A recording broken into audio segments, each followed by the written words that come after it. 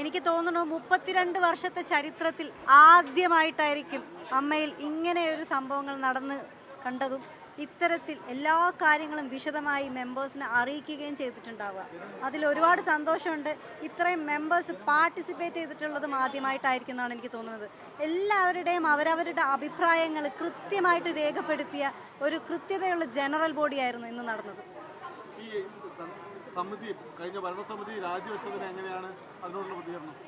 കഴിഞ്ഞ ഭരണസമിതിക്ക് കൃത്യമായിട്ടുള്ള വരവ് ചെലവ് കണക്കുകൾ ഈ ജനറൽ ബോഡിയിൽ കാണിക്കാൻ പറ്റിയിട്ടില്ല. അത് ഒരുപാട് തവണ ആ കമ്മിറ്റി അംഗങ്ങൾ ചോദിച്ചുകൊണ്ടിരിക്കുകയായിരുന്നു, ഞങ്ങൾക്ക് 45 ദിവസം തരാമോ, ഒരവസരം കൂടെ തരാമോ എന്നൊക്കെ. എന്ത് ബാലിശമായിട്ടുള്ള ചോദ്യങ്ങളായിരുന്നു അത്. പക്ഷേ ആ ബാലിശമായിട്ടുള്ള ചോദ്യങ്ങളൊന്നും ജനറൽ ബോഡിയിൽ വിലപ്പോയില്ല എന്നുള്ളത് തന്നെയാണ് സത്യം. വരവ് ചെലവ് കണക്കുകളുടെ കൃത്യത കുറവ് തന്നെയാണ് ആദ്യമായിട്ട് ഒരു പ്രധാന ഇഷ്യൂ ആയിട്ട് നിലനിന്നിരുന്നത്.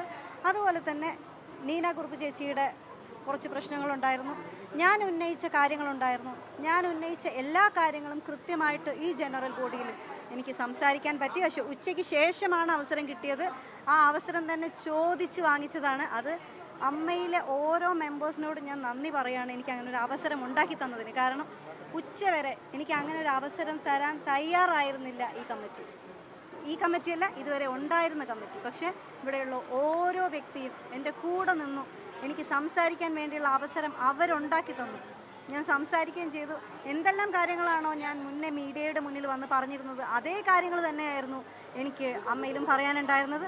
അതുപോലെ തന്നെ വരവ് ചെലവ് കണക്കുകളുടെ കാര്യത്തിൽ കൃത്യത കുറവ് ഞാൻ ആദ്യം മുതലേ ചൂണ്ടിക്കാണിക്കുന്നുണ്ടായിരുന്നു. ആ കാര്യങ്ങളും കൃത്യമായി ഏതൊക്കെ വിഷയങ്ങളിലാണ് ആരൊക്കെയാണ് ഉൾപ്പെട്ടിരുന്നതെന്ന് കൃത്യമായിട്ട് ഞാൻ അമ്മയിലെ ഇന്നത്തെ ജനറൽ ബോഡിയിൽ ഞാൻ പറയുകയുണ്ടായിട്ടുണ്ട്.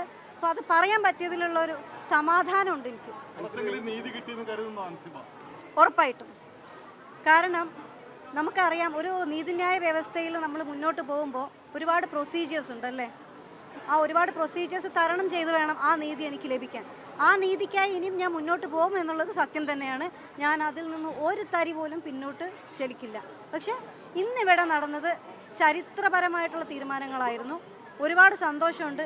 ഇനി എനിക്ക് ഈ സംഘടനയിൽ പറയാനുള്ളത്, ഈ അതായത് ഇപ്പോൾ ഇവിടുന്ന് രാജിവെച്ച് ഇറങ്ങി പോവേണ്ടി വന്ന ഈ കമ്മിറ്റി കഴിഞ്ഞ ഓഗസ്റ്റിൽ വന്ന സമയത്ത് പ്രസിഡന്റ് എല്ലാവരോടും പറഞ്ഞിട്ടുണ്ടായിരുന്നു, ഇവിടുന്ന് പോയ അതിജീവിത ഉൾപ്പെടെ പോയ എല്ലാവരെയും തിരിച്ചു കൊണ്ടുവരുമെന്ന്. ഞാൻ ഇനി വരാൻ പോകുന്ന കമ്മിറ്റിയോട് ആദ്യമേ തന്നെ എൻ്റെ റിക്വസ്റ്റാണ്, ഇവിടുന്ന് പോയവരെ തിരിച്ച് വിളിക്കണം, ഒഫീഷ്യലി വിളിക്കണം. വരുന്നതും വരാതിരിക്കുന്നതും അവരുടെ ഇഷ്ടമാണ്. പക്ഷെ ഒഫീഷ്യലി വിളിക്കുക എന്നുള്ളത് അമ്മ എന്ന് പറയുന്ന സംഘടന ചെയ്യുന്ന നീതിപരമായിട്ടുള്ള ന്യായമായിട്ടുള്ള കാര്യമാണ്. ആ ന്യായപരമായിട്ടുള്ള ആ ഒരു കാര്യം തീർച്ചയായിട്ടും ഇനി വരുന്ന ഭരണസമിതി ചെയ്യണം എന്നാണ് എൻ്റെ അഭ്യർത്ഥന.